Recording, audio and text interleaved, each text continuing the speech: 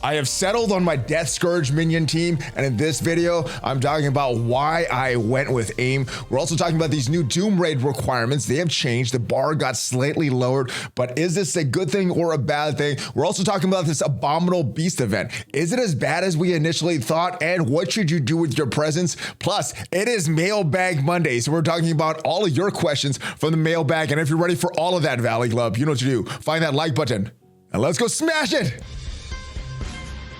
ValleyFlyin.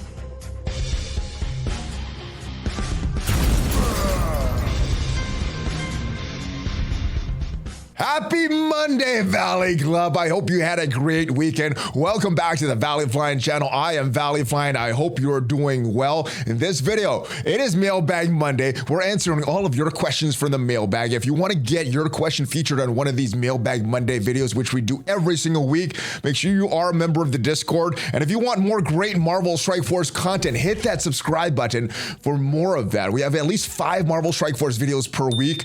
If you are following the channel for the Marvel Snap content, all of that got moved over to the second channel, the Valley Snap channel, so make sure you go over there. We just put out a new video about this awesome new team that helped me climb almost 30 ranks this past week. But we're talking about a bunch of stuff in this video. The requirements for the Doom Raid that were changed, the Abominable Beast event, is it as bad as we thought? And what should you do with all your presents, all this currency that you've been getting? But before we get to all of that and your questions in the mailbag, let's talk about why I am going with AIM. Well, the first thing and the most obvious reason is way back in the day, got some real good red star pulls in these guys. My very first red star, my 7 red star character was a monstrosity.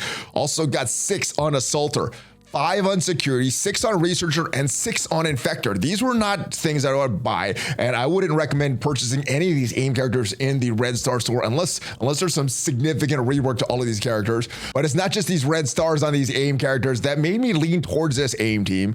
It's also these Scourges for this Death Scourge event. Let's go take a look at 3 of them. And the first one I want to look at is Undead Swarms. On spawn, all minions gain revive once, so they're going to be able to revive themselves once they die. So on spawn every time, they're going to start with that. This is the big one here. 23 points, rise anew on turn, minions flip negative effects. And as we know with AIM, without Scientist Supreme, there's nobody there to really flip all the negative effects that they do on themselves. Well, on turn, I almost have a Scientist Supreme with this Scourge. And then last but not least is the Super Soldier Serum, where all minions are going to gain 30% focus, health, crit damage, crit chance, health, revive health, and active healing. So a lot of great stuff that they're going to get with this. But it doesn't just affect your minions. It also affects the enemy minions. And we do have some data mines about the waves. We talked about this on Friday, but just to review these, no minions on the first node here.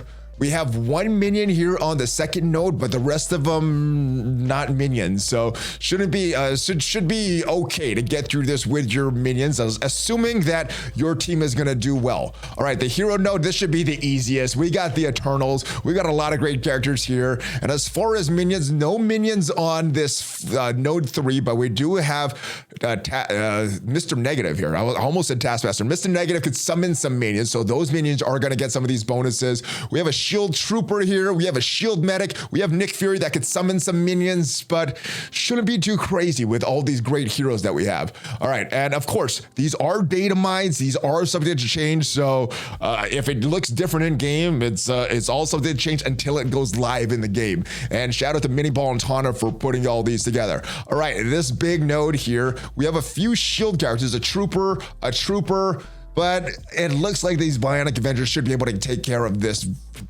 relatively easily. All right, the non-legendary mutants, this is going to be a tough section. If we look at these non-legendary mutants, Merc Riot Guard is in there. We also have Shield Operative, Shield Medic, Merc Lieutenant, so some pretty good ones. And yes, the mutant section might be the toughest, the non-legendary mutants.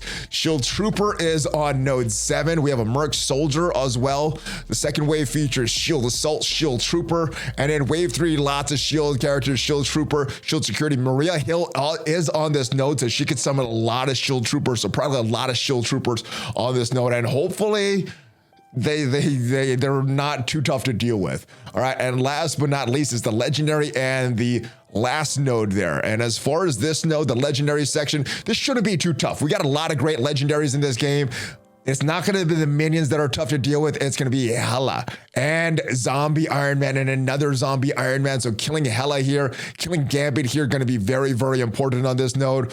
As far as minions here, no minions here that I can see. Doc Ock doesn't summon a mini. He summons another character, so that is good. So no minions here. And then last but not least is this last node. We have a Gambit. We have a Rogue there, so getting rid of Gambit is going to be very, very important. And that is some of the things that we have to consider when building up our characters. Which minions are going to get benefit? Which enemy minions are going to get benefit? So let's talk about some T4s and what I've done to build these characters already. So first character is AIM Monstrosity. That is the big one. As far as T4s, the only one I did is this one here, this special. And what that does, offense up before the attack instead of after it, and then 50% more damage to the primary target. So getting that offense up is pretty big. You're doing that before the attack.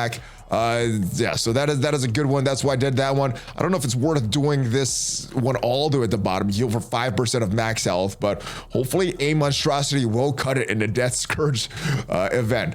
AIM Assaulter did not do any of the T4s except for this one on the passive here on turn, filling the speed by 10% for self and adjacent AIM allies. And if we go to one of this node information, we do see that at least according to these data mines, there is a Magneto here, which would clump all of them together. Should be pretty good for your adjacent targets there. So good stuff there. Let's move on to the next AIM character that has AIM security. I did not do any of these T4s, and I'm not planning to do any of the T4s for this character. If some of these were more widespread to the other AIM characters, I would, but hopefully with all this stuff, these guys are able to survive. We also have AIM Infector. Again, none of the T4s for AIM Infector, and I don't think I'm going to do any before the event unless there's something that is like, oh, I just need that little extra piece, maybe a little extra damage from this, then and then I'll be able to complete all these nodes at a hard difficulty. At that point, I might do this. This one seems a little appealing, always applying a random negative effect to each target with that basic. Before that, it's only 70%, so possibly doing that one. Last but not least is this guy, AIM Researcher. I have not done any of the T4s on AIM Researcher, but that is it. And as far as my prep, I think what I'm going to do is take them up to level 85. That's where I would feel comfortable with these minions, at least level 80 for all these characters, and then getting them to gear 14, if possible, gear 15. I think we're going to have to go through some of these nodes and see on that first day that this Death Scourge goes live, and then after that, make some adjustments. As we recall, with every first run of all these Horseman events, 10 days for that first run. So even if you're not prepped on day one to go, as long as you get all your characters ready and are able to do a nice solid run within those 10 days, you should be good for this. But I'm going with AIM. Let me know what you're going with. Let's talk about these changes to these Doom raids that were updated over the weekend. And starting on Tuesday, the 13th, the Doom raid difficulty 3.5 will requirement would be lowered from ISO 8 blue level 4 to level 3. ISO 8 blue level 4, very, very tough to obtain. So they're lowering the requirement. I guess what they said is, actually it says it right here, this being updated as difficulty 3 was released 5 months ago, and it was intended that more alliances would be attempting this difficulty this time. Yeah, so, and I believe what they said is it's still 100% to get to this next difficulty. So if you're someone at Doom 3.4 and are 100%ing that a few times a week or all the time, then this will be some great thing to look forward to. As it is in my alliance, though, we're not at 100%. Sometimes we do 60%. So this doesn't affect us, but this will affect a lot of top end alliances and eventually trickle down to the rest of the players, and it'll affect them as well. I hope in this time, though, this ISO 8 blue level 4 gets changed and it becomes more and more prevalent, because that is a very big sticking point for a lot of these Horseman teams going for Apocalypse. And if we also have to build our raid teams, there's just not enough in the economy right now. Moving on, this is the schedule of the store. the event store, the event that's going on right now for all these presents. This is the schedule here. So right now in the store, Morgan Le Fay, Icarus, and Abomination. And I was very, very tempted because as you can see, I did get enough presents before he was moved out of the store to be able to get Icarus 50 shards for him. This will get my Icarus to 7 stars. But even with that, because of these horseman requirements, I'm still not buying it. So what will I buy? Abomination is another great horseman character, but he is farmable in the Crucible store as well, so not a great buy in my opinion. All right, Hulkbuster, also farmable, same place that Abomination is, so I wouldn't recommend buying this character. Weaver is a great target, so is Agatha Harkness, and I guess it's gonna come down to who you're using more right now. It seems like Spider Weaver is a little more in the meta right now, although you may want to complete your Darkhold team if the star levels for Agatha is not where it is for the rest of the team. She's a very important member of the team, arguably the second most important member of that Darkhold team. So Weaver, Agatha are both great choices. Dazzler, Spider-Man 2099, and Brawn. Well, Spider-Man 2099, you could just knock him out of there because he's not a horseman. There's no need for this character. Dazzler and Brawn are both horseman characters, and I guess it's going to come down to if you're going to choose one of these characters, who do you need more? Do you need a war character that's also good in Crucible, or do you need a Crucible character that's also good in war? It depends which team you're focused on more, Unlimited or Gamma. And last but not least, we got Noir, who is skippable, Rogue, who we could get some shards for as her event comes back. So Nemesis would be my only target on this point. So week 2, after this week ends, Spiderweave and Agatha are both great targets. When week 3 starts on December 20th, you're gonna have Dazzler and Brawn to choose from. And last week, I think the only target on that last week is Nemesis. Now, let me know what you're gonna do. I think I'm gonna get a little bit of each, or the better thing is to spend a lot on one character just to get them to the next star level. Get your characters to the next star level, I think should be your goal with this event. And that's what I'm gonna do. Let me know your thoughts though. And yeah, let me know if this event for you was as bad as a lot of people initially thought. I thought we were gonna spend a long time getting these presents. We wouldn't be able to get any of these character shards from the first week with the presents, but it appears that you can do all of that stuff. So not as bad as we thought with all of these events there. And now it is time to go to the mailbag because it is Mailbag Monday. So let's start with these questions. First question, so patch tomorrow, Valley. This was asked on Tuesday. The patch came out on Wednesday. So yes, the patch was tomorrow at the time of you writing this. All right, next, it is a 2 question here. What is up, brother? All right, first, I would like to ask your opinion on something. I'm building Coulson, Ironheart, War Machine, and a few others because I have a feeling that they're gonna get reworked in the near future. Is this a good strat? Simple answer is no. You may be investing in these characters that never get reworked and you're just kind of a waste of resources, whereas there are probably characters that you need right now and teams that you need right now for whatever content you're in, arena, raids, Crucible, war, that can help you in that, whereas these characters will not help you at all. So I would say that's not a good strategy. Invest for the near future, invest in things that have been announced. If you're needing some more of these bio raid teams, and start to save up for this Rebirth team that is coming up. If you're really into Crucible, save for the Masters of Evil. If you're really into Apocalypse though, you might want to skip both of those teams and just invest in these Horseman teams or teams that are going to help you get through the Death Scourge, because as you know, the minion section and the mutant non-legendary section is going to be pretty tough, or we're assuming is going to be pretty tough. So yeah, don't invest in characters just assuming that they're going to get reworked, because they may never get reworked. There's a lot of times rumors go around that look like they're pretty solid, and then last minute things are changed. So yeah, don't speculate there. The resources are too precious right now. All right, who do you think the other Masters of Evil there are? I wanted to be Zemo, Songbird, and Absorbing Man, since they all have pretty decent ties to the team and each other in the comics. The thing about the Masters of Evil, though, I think most of the villains in the MCU have been a part of the Masters of Evil at one time. So Absorbing Man does make a lot of sense. I believe he's the husband of Titania. Also, there's a lot of rumors about Absorbing Man right now. So I'll go with Absorbing Man. Zemo, he actually was the leader of a few of the versions of the Masters of Evil. So just for thematic reasons, I would want Zemo as well. Songbird wouldn't be my choice though, and I guess for selfish reasons, I'm hoping MODOK would be on this team, bringing a bunch of reworks to the AIM team. So he would be on the Masters of Evil, and then you could use MODOK along with Scientist Supreme, Graviton, and 2 AIM minions, and hopefully all of them get reworked. And then that's what I'm hoping for. I'm hoping for MODOK for selfish reasons for that AIM rework. It's a little more likely that he's going to be on there. If he's on the Masters of Evil and he's not on an AIM team, then I think it's a little less likely. But if hopefully we get both of them. So that's where I'm picking. Let me know who you would want the most for this Masters of Evil team. As we know right now, Ultron, Titania aboard that team. Who are the other 3 going to be? It is going to be a 5-man team, the devs said. All right. Greetings, Valley from Singapore. What is up, brother? From the DFW area, my brother. Was starting to play this Marvel game called Midnight Sun, which is very, very popular. Saw this article regarding Luke Wiltshire. And if we go to this article here, we have this link here. Look, a remarkable moment of kindness during the making of Midnight Suns. How Marvel, 2K Games, and Fear Access made a dying man's wish come true. So here's Luke. This is a really nice article. I'm going to put a link down in the description if you guys want to read it. But let's get back to the question here. Great article there. I feel like this was kind of a touching gesture by all the companies involved making it happen. Fear Access, 2K, Marvel. They did a great.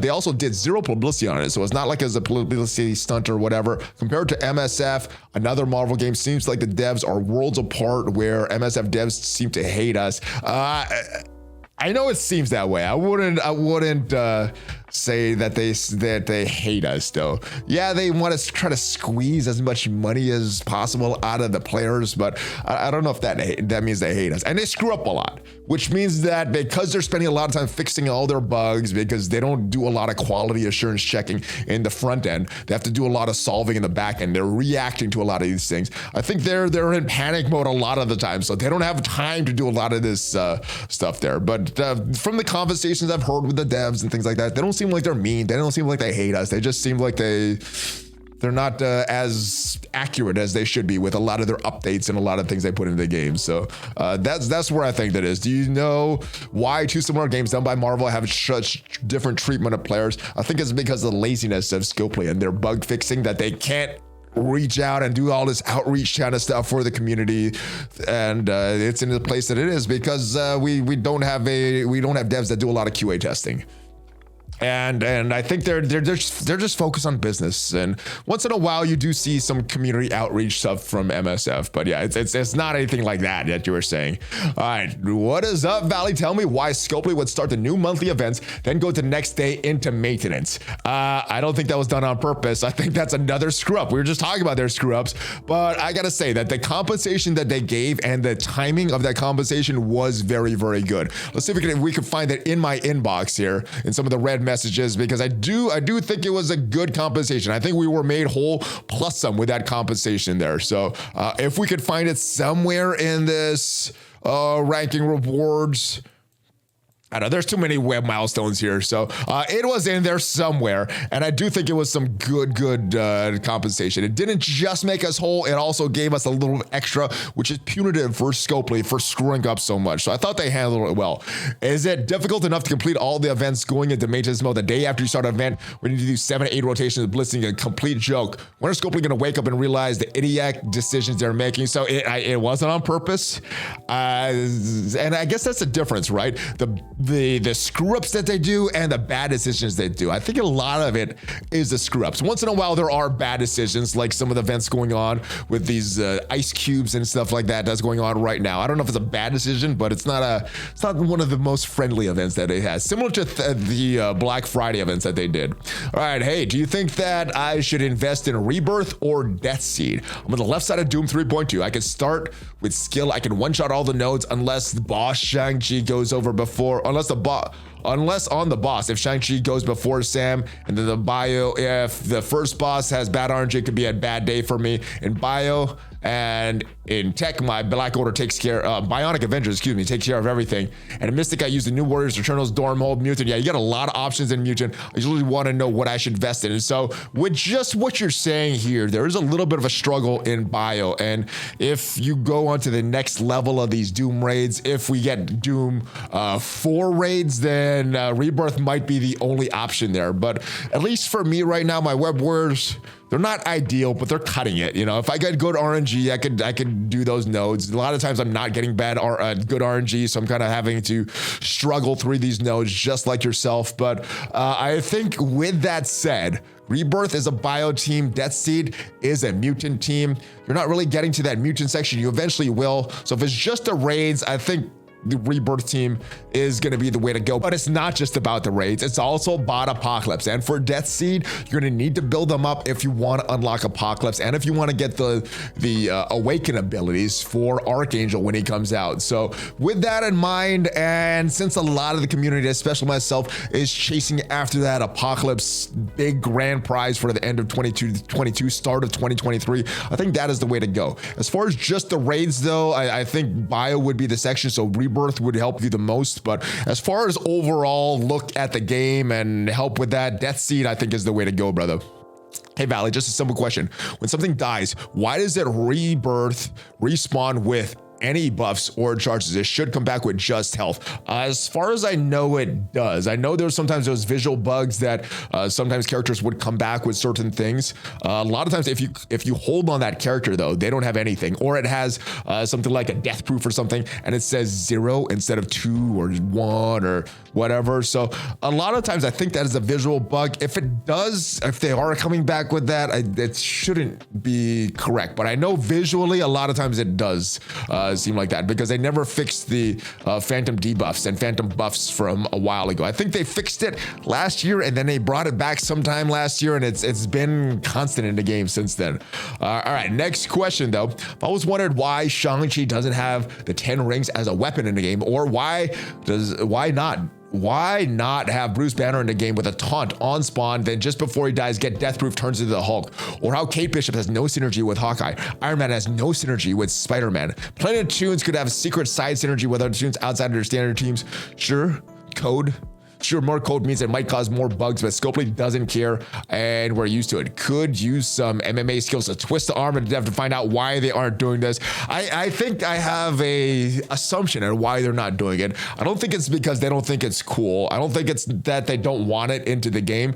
I think is they just don't have the man hours to code all this stuff, all this cool stuff, because there's a lot of times I hear conversations with the devs. They're like, oh yes, this would be awesome to get into the game, but just to the time that was spent to code that, we could spend on other things. And I just think there's either a lack of staff that could do all the things that they want, or just the staff that they have is overworked. And again, it would be needing more staff to solve that stuff. So I don't think this is done because they just want us to have a bad experience. I think it's done because they have to limit their time resources, and they could only spend so much time on certain things. And they have to go through their game jams, of course, and they have to take as many vacations as possible. But when they get back, they need to fix a lot of the bugs, and I think that's where a lot of the man hours are going. So that's why I think it. I don't think trying to convince them is a thing. I think it's just that they need more resources. So they need to manage that more effectively.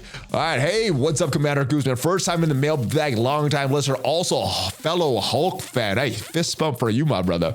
All right, I'm at a crossroads in DD5, the first cosmic node. All right, this is gonna be interesting. I've been working on Darkhold since getting to the Gear 16, but now I need Cersei as she is recommended, but that impacts my Darkhold team. So I'm also wondering, who else besides Cersei can I upgrade? Maybe someone like Magic, Thor, or Deathpool. I have the gear for Cersei, Wanda, Wong. Also, the gear for Cersei, Wanda, Wong is taking forever, and I can't do all three. I'm not spending money on gear because it'll be hundreds of dollars, which is ridiculous. Thanks, Valley, and have a great time smashing. All right, let's go look at the Cosmic section on MSF.gg.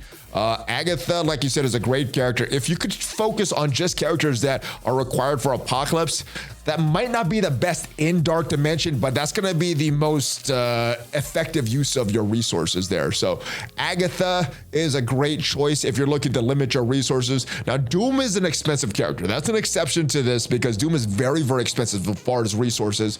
He's not a horseman, and he's going to benefit you in a lot of game modes. I've used him all the time in Crucible, use him all the time in War.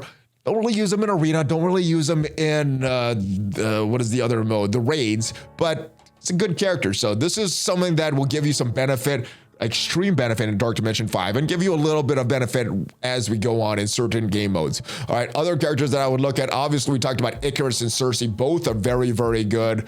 One character that you did not mention though is another requirement for Apocalypse, and as Weaver. Weaver is cosmic, and yeah, she's gonna make it a lot easier, I think, in Dark Dimension 5. I haven't taken her in there. I haven't went back. I still don't think I've completed my third run of that. I think I stopped in a legendary section, then just got bored with it. But yeah, Weaver would be a good choice. So if I was going again, and I was just trying to do the most resource effective characters, Wong, Heartless Doctor Strange, Weaver, Scarlet Witch. This one feels bad because she's not a great character in this mode. She's not a great character outside of this mode, but you're going to need to put those resources into her if you want to get Apocalypse. So eventually you're going to need to put those resources in. If you're going to do that anywhere for Dark Dimension, do it now. And then last but not least is the character that you mentioned, Agatha, though. So those are the overlapping characters that you're not going to waste too many resources. I hope that helps. And I hope you find a good balance between characters that are actually good, like Icarus, Cersei, Doom, and then your horseman characters like I mentioned. All right, next, trying to decide on minions, except for Shield, average at 80k a piece, Kree, Hand about 50k a piece, then the rest, Aim, and Ravagers all less than 10k in power, other than a 6 Red Star Stitcher, a Aim Infector, but otherwise Red Stars suck for all of my minions. Do you think I like that Aim is due? So like you, I think that Aim is due for a rework, really. Only Kerr, and I wasn't sure what this is. When I first saw this, I was thinking, Kerr, like Mark Kerr, the smashing machine, but no, it should be Kree. It took me a little while, but so Aim is due for a rework, really. Only Kree and Aim haven't got stat boost at all. Actually, they have. The one of the first teams to get redone was the Kree team. A lot of that came from the backlash of that Kree minion required for Nick Fury. And then AIM did get a rework when they brought Graviton into the game. So both of these teams did get reworked. The only team that has never ever got reworked is Hand. So if you're looking at timelines, and I guess some of the Hand did get reworked when Nobu got his boost. I think Archer and Blade Master got reworked, but the full team, the full Hand team did not get reworked. So I think that's the only team that hasn't gotten reworked yet. So if I bring up Ravagers with my 6 Red Star Stitcher, then my remaining 2 slots are open. Is a 6 Red Star Infector worth touching? And if so, which AIM character would you slot if all 4 are 4 red, 7 yellow stars? So I think in your case, since you already have Stitcher built up, you wanted to build up your Ravagers anyway. I think a lot of the community that's using those Ravagers are going for the Ravagers, and then they're going for Lieutenant and Merc Riot Guard. And that seems to be the kind of consensus for the players that are building up the Ravager. So if you're going to go that Ravager route, I already have a Ravager Stitcher built up because I took him into Dark Dimension 5 way back in the day. But if you're going to build them up just for this game mode, just for the new Scourge death things, then yeah, I think Merc Lieutenant would be good. And also the Merc Riot Guard. Now Shield, I know Dorky Dad's building up Shield, and that probably will be pretty good. I'm kind of leaning towards AIM, though, for the reasons that I gave in this building in the beginning of this video, and I hope I'm not guessing wrong. I hope I don't get screwed in this Archangel unlock because I went with AIM, and we will have to see, though. All right, hey, Valley, simple question. When are the challenges going to be updated? Everything else is getting updated, but we're still running the same challenge for how long now? I don't know, long time.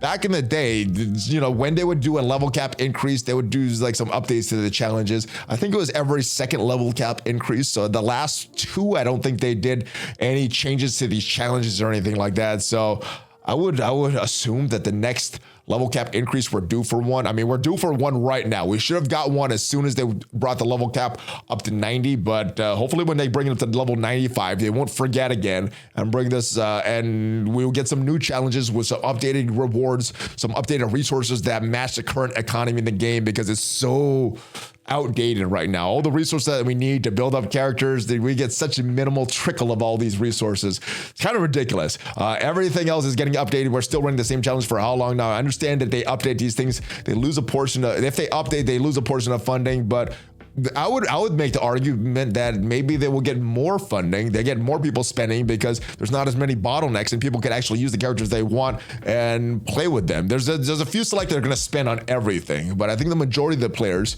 are, wanting to use these characters. They don't want to spend on it. They wanted to build, and because it's taking so long to build with these characters, you can't make the argument that maybe people are buying less because of that. But they're probably buying more, the FOMO people. All right, since they thought we should have been running 3.5 now, they need to add more nodes to the ISO campaign as well. Oh yeah, we definitely need way more ISO 8 ions, not the ions, just the level 4 stuff. Actually, the level 4 ions. Yeah, we need all that stuff.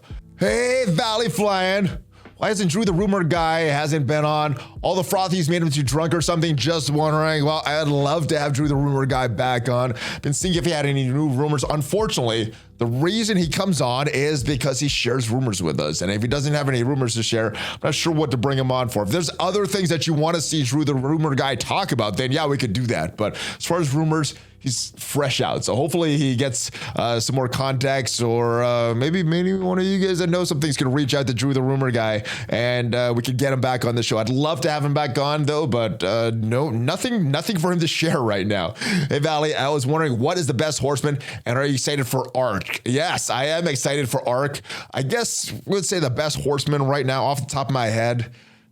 They're all very good. That's hard to say. I guess I would rate them like this. And you ask me tomorrow, my rating might change just based on a little more game testing. But off the top of my head, I would go Red Hulk, then Morgan Le Fay, and Rogue. And Rogue is an awesome character.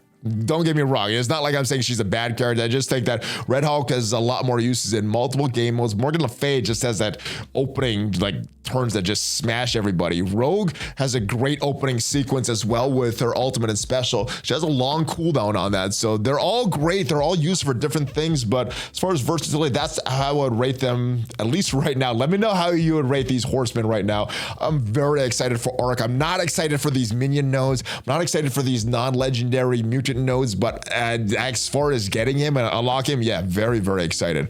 How come people with access to the test server get a competitive advantage that's not talked about?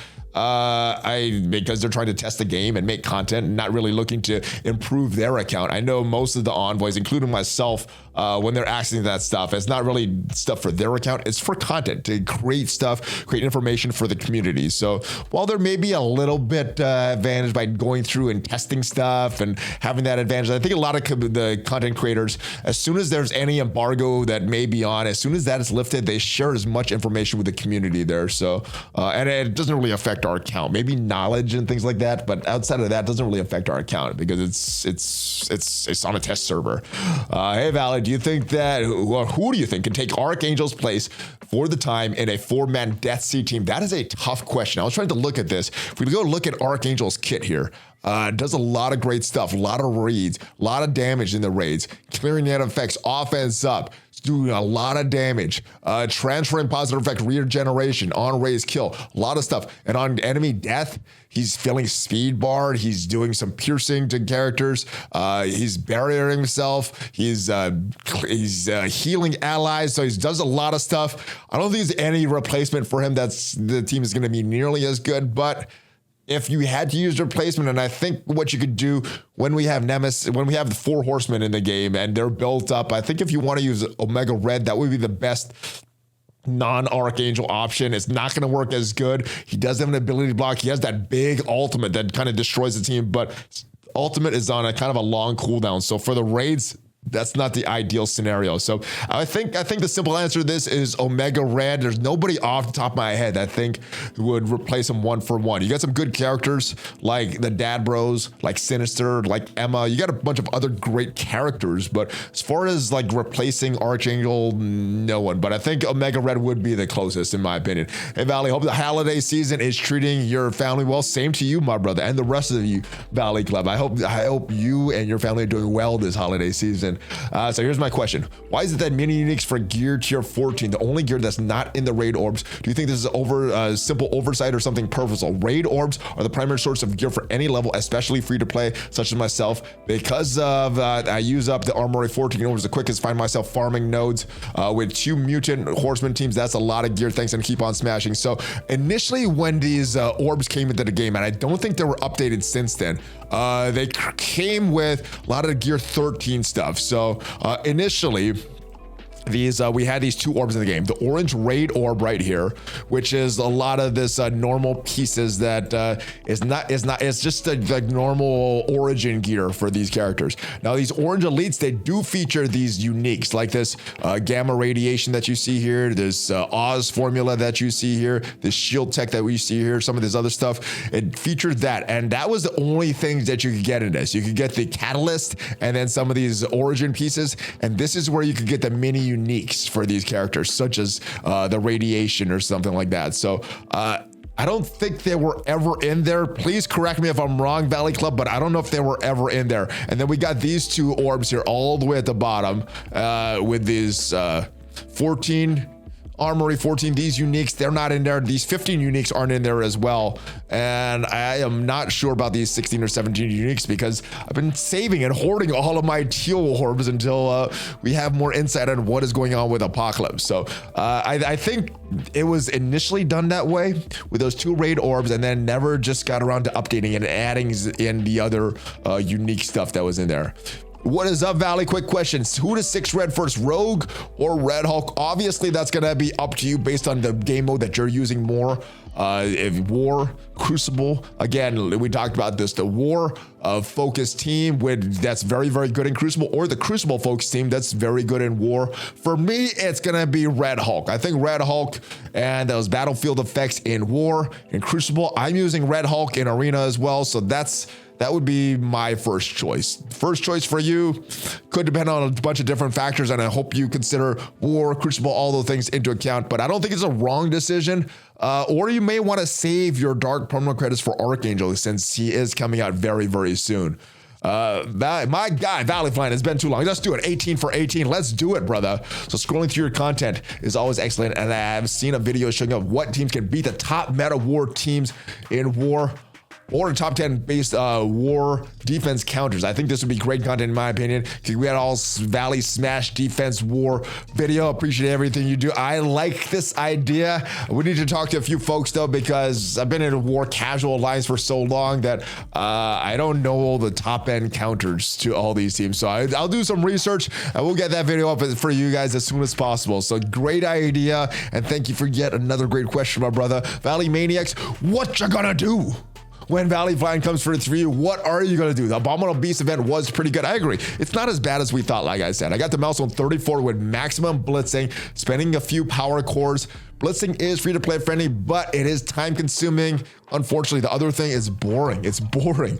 Blitz used to be like their only game mode. We would test out our teams. We would play with these teams. Eventually, we got our teams so good that we would just auto on the raids. But yeah, this event wasn't that bad. Do you like events like these with blitzing, power cores as a requirement, or is there a different type you would prefer? So with these events, if it's going to be a blitz event, I do like how the Abominable Beast is structured, where you could blitz and blitz and blitz and get an unlimited amount of these orb fragments based on the amount of grinding that you want to do. If you want to grind more, you can get more shards for beast, you can get more shards for the orb, and then get more shards for beast. What I don't like is when the blitzing is tied to milestones and there's a limit on how many orb fragments that we can get because it's tied to milestones. There's only a limit in those milestones. So the way it's done, I think it's pretty good. Also, who should be gear 17 first, Rogue or Archangel? Thank you, my brother. Again, it's going to come down to what you need. Do you need a more Cosmic Crucible center team that's also very good in War,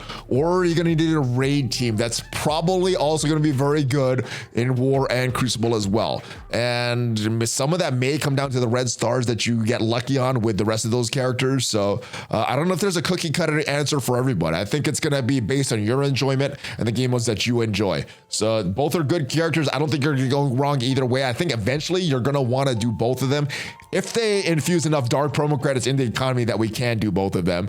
But that is it, Valley Club. Hopefully you had a great rest of the day. Hopefully you have a great rest of the week, and I'll see you guys next time. Another Marvel Strike Force video coming out on this channel. So if you haven't already subscribed, hit that subscribe button for more great Marvel Strike Force content. Hit that notification bell to get notified as soon as a new video goes up. And if this video was entertaining or helpful for you, hit that thumbs up so that more people can discover this. I will see you guys next time. Like I said, all the Marvel Snap content is on my other channel. If you want to support the channel, check out some of the sponsors down below. Have a great rest of your day. Hulk fist bump. ValleyFlyin out. I'll see you guys next time.